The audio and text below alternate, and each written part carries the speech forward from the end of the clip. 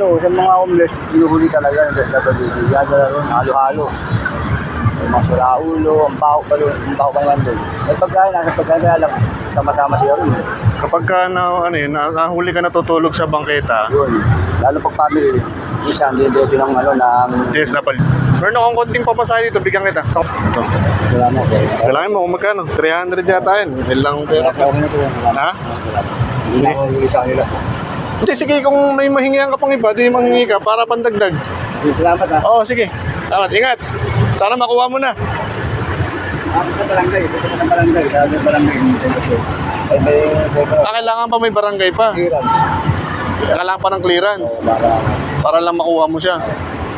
Katunayan, may bibigyan sila bibigyan. Katunayan na hindi naman talaga sila homeless, kunwari. Oo. Para lang mabawi mo. Oo. Sige. Sabi ng mga bata, ang baho-baho doon sa Indelban, ang baho. Ay, mga kulungan doon, yung mga anuan doon. Kung minsan nandito kami, nakulong kami ng asawa ko, bunso pa asawa ko dito sa Marikina. Kaya lang, dalawang ban, sila ko na pinandong. Kaya mo kaya pagka babalikan din kita rito. Salamat ha. I-bet na lang kita ng rito, groceries. Okay. Kuya, ingat.